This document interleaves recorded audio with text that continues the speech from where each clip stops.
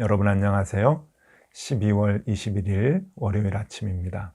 하나님께서 오늘도 참 귀한 날을, 참 좋은 날을 우리에게 선물로 주셨고요. 또 이번 한 주간도 우리에게 좋은 선물을 이렇게 주셨습니다. 하루 시작하며 한 주간을 시작하며 오늘도 하나님의 말씀 함께 보겠습니다. 스가랴서 7장인데요. 오늘은 1절부터 14절까지 조금 길지만 제가 봉독해 드리겠습니다. 다리오 왕 제4년 아홉째 달 곧 기슬레월 4일에 여호와의 말씀이 스가랴에게 임하니라.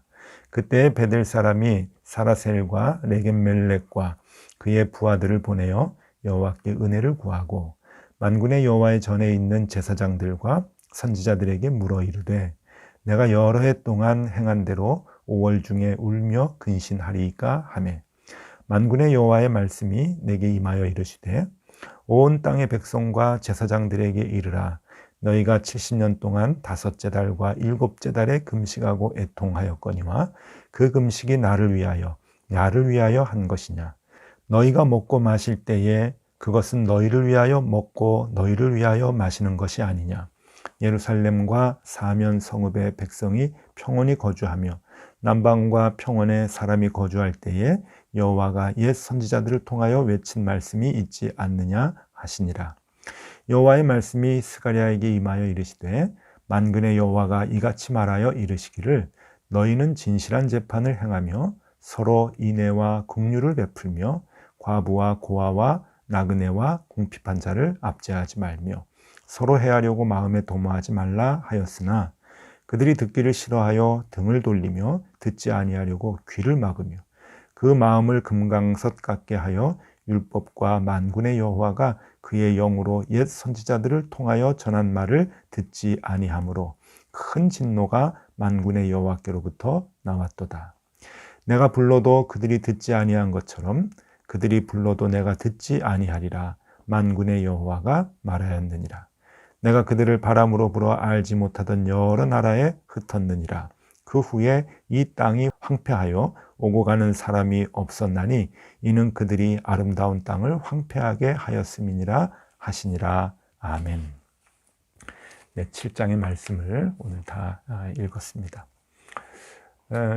스가랴 말씀이 신약의 요한계시록 말씀과도 같이 조금 어려운 부분이 있습니다. 그러나 하나하나 풀어가니까 그 깊은 속뜻을 알 때마다 깜짝깜짝 놀랄 만큼 참 보석 같은, 진주와 같은 소중한 말씀이 우리에게 다가오죠. 오늘 말씀은 비교적 우리가 쉽게 많이 접했던 그러한 그 말씀이 눈에 띕니다. 바로 5절 말씀인데요. 5절 말씀, 온 땅의 백성과 제사장들에게 이르라. 너희가 70년 동안 다섯째 달과 일곱째 달에 금식하고 애통하였거니와 그 금식이 나를 위하여 한 것이냐. 네, 금식에 대한 이야기를 할 때 우리가 많이 들어왔고 또 풀었던 그러한 그 말씀입니다. 오늘은 이 말씀을 중심으로 우리가 어떻게 하나님 앞에서 기도의 생활, 금식의 생활을 해야 하는가 하는 것에 대한 말씀을 좀 나눠보고자 합니다. 이 말씀을 풀기 위해서는 지금도 이스라엘 사람들이, 그러니까 히브리 사람들이 예루살렘 성벽인 그 통곡의 벽에서 하나님의 말씀, 율법서를 읽으면서 기도하고 통곡하는 그러한 모습에 대한 이해를 좀 먼저 해야 합니다. 그것을 이해할 때 하나님께서 오늘 주신 이 말씀에 대한 정확한 해석을 우리가 좀 할 수 있겠다 생각이 듭니다. 여러분 예루살렘을 가보신 분이든지 아니면 가보지 못하신 분이라도 예루살렘 그 성벽 한쪽에 통곡의 벽이 있다고 하는 것은 다 아실 것입니다. 거기에 유대인들이 이제 가서 그곳에서 토라를 읽고 그리고 이제 머리를 이렇게 움직여가면서 통곡을 하고 기도하는 그러한 그 모습들은 한두 번씩 이제 보신 적이 있으실 겁니다. 왜 이스라엘 사람들은 그렇게 벽에서 이렇게 벽에다 대고 기도를 하고 울까? 그런 생각을 하실 수가 있겠는데요. 여기에는 좀 사연이 있죠. 그 예루살렘에 가보니까 예루살렘이 좀 희한한 땅입니다. 왜냐하면은 예루살렘 그 도시 자체가 반으로 나뉘어서 한쪽은 유대인들이 거주하는 지역이고 한쪽은 팔레스틴 사람들, 그러니까 이슬람교를 믿는 팔레스틴 사람들이 거주하는 지역으로 이렇게 나뉘어집니다. 근데 유대인들은 사실 반이 아니고 한 3분의 1 정도 그렇게 이제 살고 있고, 나머지 대부분은 팔레스틴 지역으로 그렇게 이제 구분이 되어져 있는데, 이 예루살렘 성전, 그러니까 옛날 그 기준으로 했을 때 예루살렘 그 성 안에 대부분은 팔레스틴 사람들이 거주하는 지역입니다. 그리고 그 통곡의 벽이라고 하는 그 한쪽 벽만 유대인들이 이제 차지하고 유대인들이 거주하는 지역 안에 있는 거죠. 굉장히 좀 우스운 경계가 되어 있습니다.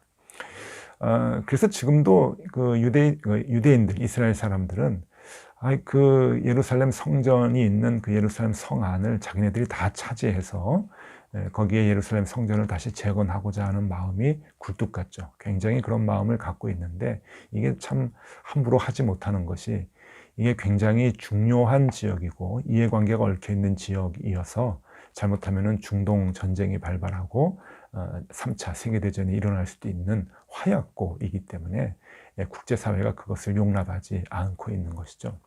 그도 그럴 것이, 이 예루살렘은 새 종교의 성지입니다. 유대교에 있어서 성지라고 하는 것은 말할 것도 없죠. 다윗 성이고 솔로몬이 지었던 예루살렘 성전이 있었던 곳이기 때문에 누가 뭐라 해도 유대교의 성지 중의 성지입니다.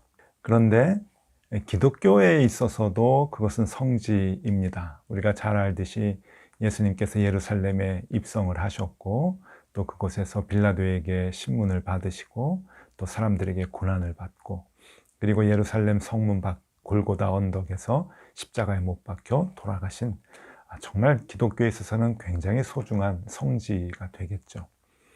그런데 이슬람교에 있어서도 예루살렘은 엄청나게 중요한 성지입니다. 이슬람교의 그 마호메드가 이제 그곳에서 승천을 했기 때문입니다. 예루살렘 성전이 있었던 그 장소에서 바로 이 마호메드가 하늘로 올라갔다고, 승천했다고 이슬람 교도들은 믿고 있기 때문에 그렇죠. 그래서 지금 예루살렘 성전이 있었던 바로 그 장소에 이슬람 사원이 건설이 되어 있습니다. 우리가 예루살렘 도시의 사진을 보면은 언제나 그 금으로 된 둥그런 그 지붕이 있는 사원이 이제 보입니다. 큰 사원이 있는데 그것이 바로 모하메드의 승천을 기념하는 그래서 지은 그런 그 사원의 모습입니다. 그러니까 이 예루살렘 성은 굉장히 복잡한 이해관계가 있는 곳입니다. 그래서 이스라엘 사람들이 그 서쪽에 있는 그곳에서 통곡을 하면서 이제 두 가지의 마음을 갖고 기도할 수 있겠죠. 하나는 예루살렘 성전을 어떻게 다시 재건할 수 있겠는가? 왜 예루살렘 성이 이렇게 자꾸 무너지게 되는가? 우리가 어떻게 해야 하나님을 잘 섬기게 되는가? 이런 것에 대한 기도를 하는 반면에, 또 하나는 결기를 다지는 그러한 마음을 갖고 있을 수 있습니다. 이슬람교에 대한 적대감, 그리고 이슬람교 사람들을 다, 팔레스틴 사람들을 밀어내고 거기에 다시 예루살렘 성전을 지어야 하는 그러한 그 당위성, 이러한 것을 하나님 앞에서 다시금 결의하고 다지는 그러한 기도를 할 수가 있겠죠. 그래서 이스라엘 사람들이 그곳에서 통곡을 하는 이유는 그렇게 두 가지로 나뉠 수가 있습니다. 그래서 역사적으로 보면은요, 거기에서 많은 이제 사건들이 일어납니다. 특별히 1929년에 통곡의 벽 사태라고 하는 것이 이제 일어나게 되는데, 그것이 아주 제일 유명하죠. 유혈 사태가 일어난 겁니다. 이스라엘 사람들하고 팔레스틴 사람들 사이에서 유혈 충돌이 일어나서 이스라엘 사람들 133명이 죽고 팔레스틴 사람들 116명이 목숨을 잃었습니다. 그리고 더 많은, 훨씬 많은 사람들이 다쳤죠. 이렇게 큰 일들이 이 예루살렘 성전 때문에, 그 지역에서 발생이 되는, 갈등 때문에 발생이 되는 일들이 역사적으로 자주 이제 일어나게 되고, 때로는 전쟁도 하고 이제 그러는데요. 그것이 그곳에서 하는 기도의 마음 때문에, 어떠한 마음을 갖느냐 하는 것 때문에 이렇게 크게 나뉘게 되는 것입니다. 하나님의 뜻이 어디 있습니까? 하나님 이 성벽이 무너지지 않기 위해서 우리가 어떻게 행동해야 되겠습니까? 라고 하는 기도를 해야 하는데, 이스라엘 사람들은 그러지 못했던 것 같습니다. 기도는 열심히 하지만 더 적대감을 많이 쌓게 되고, 그리고 더 하나님을 위해서 우리가 팔레스틴 사람들을 물리쳐내야 된다, 쫓아내야 된다라고 하는 그러한 마음을 갖고 기도를 했던 것 같습니다. 그러니까 기도를 많이 하면 많이 할수록 그러한 결기가 더 많이 이제 굳어지게 되는 거겠죠. 지금 통곡의 벽을 보면서도 우리가 그 모습들을 어렵지 않게 볼 수가 있습니다. 여러분, 그런데 옛날도 역시 마찬가지였던 것 같습니다. 이스라엘 사람들이 바벨론으로 포로로 잡혀가고 난 뒤에 저들은 뭐가 잘못됐는가 생각하면서 우리가 기도를 못했구나, 열심히 금식해야지, 1년에 2차례 금식하라고 하나님께서 절기를 이렇게 정해 주셨는데 그 절기에 우리가 금식하면서 기도해야지 하면서 열심히 기도를 했죠. 70년간 했습니다. 그런데 하나님께서 오늘 지금 스가랴를 통해서 책망을 하고 계십니다. 너희가 70년 동안 기도한 것이 나를 위해서 한 것이냐, 너희를 위해서 한 것이 아니냐라고 그렇게 하나님께서 반문을 하시는 것이죠. 그러면서 하나님께서 이렇게 6절에서 얘기하십니다. 너희가 먹고 마실 때에 그것은 너희를 위하여 먹고 너희를 위하여 마시는 것이 아니냐. 하나님의 이름을 위해서 모든 것을 한다고 하면서도 너희들은 결국은 너희 스스로를 위해서 했던 것 아니냐. 금식도 70년 동안 해왔지만 하나님을 위해서 한 것이 아니라 너희를 위해서 한 것이 아니냐. 자, 여러분, 하나님을 위해서 금식하는 것과 자신을 위해서 금식하는 것, 무슨 차이가 있을까요? 그것은 자신들의 계획과 자신들의 뜻을 이루기 위해서 결기를 다지고 그 힘과 용기를 갖기 위해서 하는 기도라고 한다면 그건 자신을 위해서 하는 기도죠. 근데 하나님은 하나님을 위한 금식을 하라고 원하고 계십니다. 말씀하고 계시는 거죠. 그건 뭡니까? 하나님의 뜻이 어디 있는지, 하나님의 마음이 어디에 있는지 그것을 알기 위해서 너희들이 기도해라. 그리고 더 간절히 알기 위해서 금식해라 라고 말씀하고 계시는 거죠. 그러면서 하나님의 마음이 어디 있는지 아느냐? 라고 얘기하시면서 9절과 10절의 말씀을 분명하게 얘기해 주고 계십니다.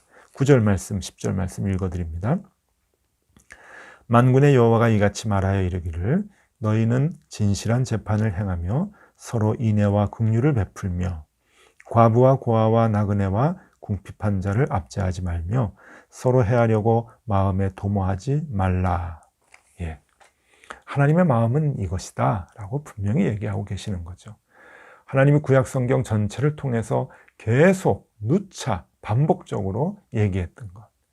이스라엘 백성들이 광야에서 40년 고생하다가 가나안으로 들어갈 때 율법을 주셨는데 그 율법에서 재차 강조했던 것. 약한 자들을 감싸라. 과부와 고아와 나그네를 도우라. 그리고 공의를 갖고 하나님의 정의와 공의를 갖고 행하라 라고 하는 것을 계속 반복했지만, 그리고 명령했지만 이스라엘 백성들은 하나님의 뜻을 아는데 소홀히 했습니다.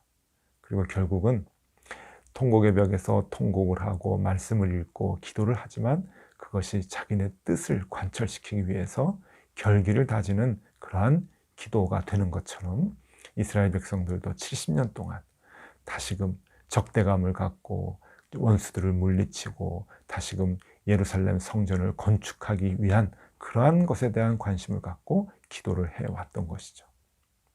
하나님이 원하시는 성전의 건축, 하나님이 원하시는 예루살렘의 건축은 다른 뜻이었는데 이스라엘 백성들은 그 마음을 알지 못했던 것입니다. 여러분, 오늘은 이 기도에 대한 생각을 좀 깊이 해봤으면 좋겠습니다. 금식에 대한 생각도 깊이 해봤으면 좋겠습니다. 기도와 금식, 어떻게 보면 같은 말인데 여러분, 우리가 기도를 어떻게 하면 좋겠습니까? 올바른 금식이라고 하는 것이 무엇입니까? 그것은 내 뜻을 이루게 해달라고 하나님께 간절히 간청하는 것이 아니라 하나님의 뜻이 어디에 있는지 그것을 깨닫기 위한 간절함이 바로 기도요, 금식이라고 하는 겁니다. 그래서 여러분, 우리가 기도할 때 기도의 응답을 받았다라고 하는 것은 내가 갖고 있었던 나의 바람과 나의 계획과 내 뜻이 하나님을 통해서 하나님의 사랑으로 이루어졌다라고 하는 것이 응답이 아니라 내가 기도하는 중에 하나님의 뜻을 알게 되었다 라고 하는 것이 바로 응답이 되는 순간이라고 하는 겁니다. 아, 내 뜻이 이런 것이었는데 하나님의 뜻은 여기에 있었군요 라고 하는 것을 알 때 우리는 그것을 기도의 응답이라고 말합니다. 그래서 어느 분이 이렇게 얘기하세요. 우리가 기도를 하면 하나님은 두 가지 반응을 하신다는 겁니다. 하나는 들어주시든지 아니면 틀어주시든지. 재미있죠, 여러분? 하나님이 우리의 기도를 들어주시든지 아니면 그 기도가 잘못됐으면 하나님의 뜻으로 틀어주시든지 둘 중에 하나로 응답해 주신다고 하는 겁니다. 예, 맞는 말이죠. 우리는 하나님의 마음이 어디에 있는가라고 하는 것을 알려고 애를 써야 합니다. 왜냐하면 그것이 우리의 생각보다 더 온전하고 완전하기 때문입니다. 그래서 우리는 하나님의 뜻을 늘 간구해야 하죠. 하나님의 마음이 어디에 있는지 그것을 위해서 기도하고 또 그것을 위해서 간절히 금식하면서까지 우리가 그 뜻을 알려고 애를 써야 할 것입니다.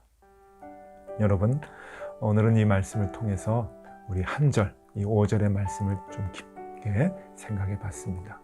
아무리 통곡을 하고 율법을 읽고 그 앞에서 벽에 손을 대고 기도를 해도 그것이 분노의 마음을 더 쌓는 기도라고 한다면, 우리의 결기를 다지는 그러한 기도라고 한다면 그것은 예루살렘 성전을, 예루살렘 성벽을 다시 재건할 수 있는 기도는 아닙니다.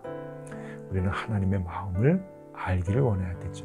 그리고 하나님의 마음, 그 마음 쏟는 그곳에 우리가 손발이 되어서 하나님의 뜻을 이루어드리는 삶을 살아야 되는 것, 그것이 예루살렘 성전을 재건하는 가장 바른 길이라고 하는 것을 하나님은 오늘 우리에게 말씀하고 계십니다.